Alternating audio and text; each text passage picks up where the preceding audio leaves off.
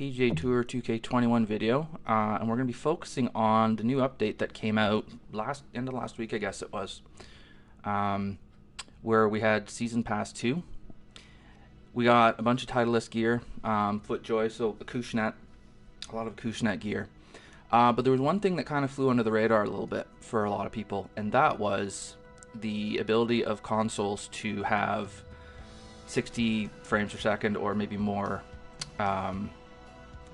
exact would be 60 hertz. So we're going to test that. We're going to test the difference between 30 hertz and 60 hertz on gameplay, on stream quality, or on playing quality, that kind of stuff. See if it makes any difference to your game. So first thing we need to do is we can do this either in game, like during a round, or we can do it in the main screen here. If we go to settings, we go to graphics, we will see this VSync option.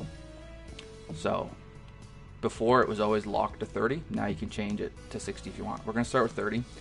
I've lowered some of these other options just because on this is an original PS4. It's not a PS4 Pro, and it's not a Slim. It's like the original one.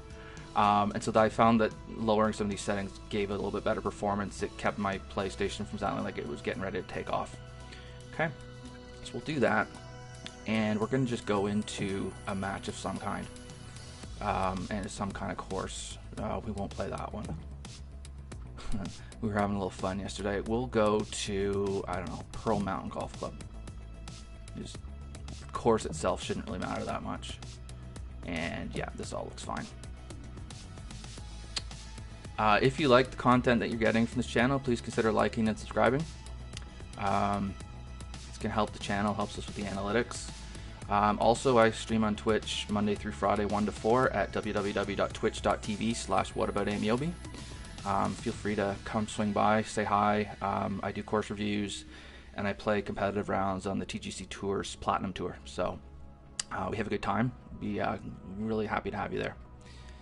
All right, just about loaded up here. Let's see what we get.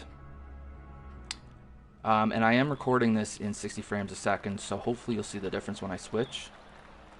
But I mean, right now, this is what I remember PGA Tour 2K21 being all year. It's not the drive that I'm really that worried about. You notice there that the swing seemed pretty slow. Yes, I do red fast. This is the first swing I've taken today too, so I wasn't expecting a whole lot out of that, but let's see what we end up with. So I didn't want to pitch that. Pretty downhill slope. Let's see what happens with this. I don't think it's going to get there, but we'll give it a go. So one thing to notice there is how much of a pause there was at the top, and it was a 101% power, and I was just slightly fast. And then putting, again, the putter moves back pretty slowly.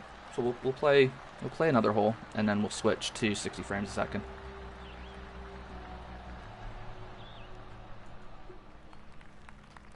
Okay, so we got a par 5 here. Just, yeah, everything. So I have played in 60 frames since this. This just feels very sluggish.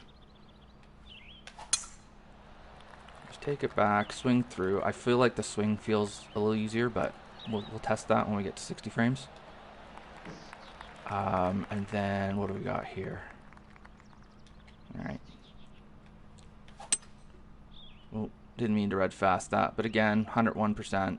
Pretty typical that my full shots are always going to be 101% when I play at 30.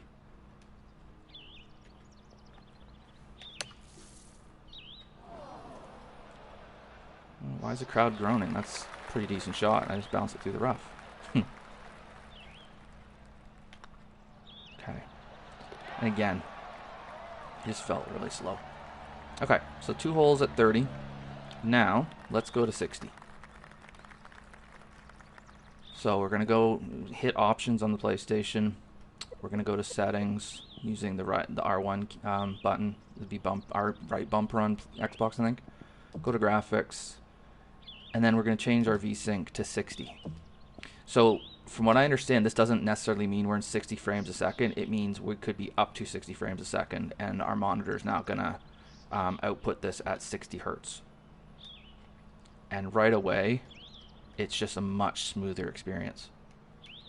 Yeah,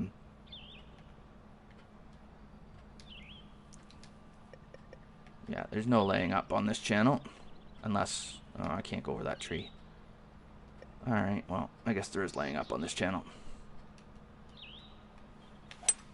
So see, right there, that was only 92% power. And that felt very similar to what I had done at the 30. Okay. So now we've got this sand wedge in. I just feel like I have to hold the stick back a little bit longer. I was actually able to get perfect that time though. And then just things like even aiming. Like it's because it's so much snappier. I don't know if it's the cursor doesn't move as far. I'm finding it more difficult to read the greens. Or to aim, sorry, for these putts.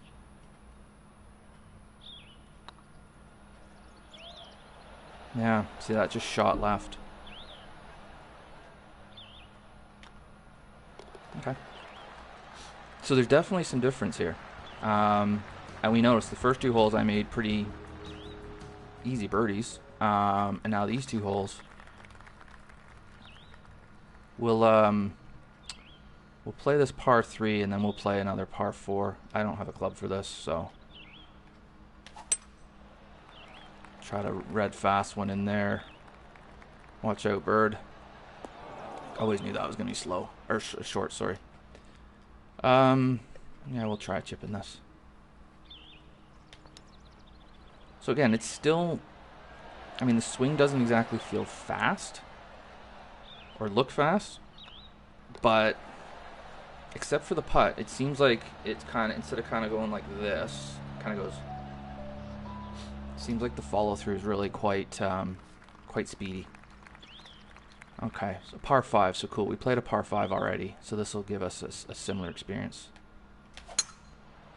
Okay, so yeah, I really felt like there I had to hold that stick back that little bit longer, just to make sure I got the full power. Didn't need to hit it here.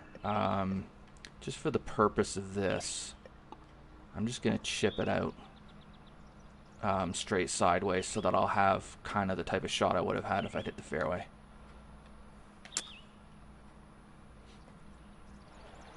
Alright, so now we've got downhill, downwind. It's probably about this. You can just see it just looks so much smoother. I think that just the difference is that you've got to make sure that you let the swing go all the way back.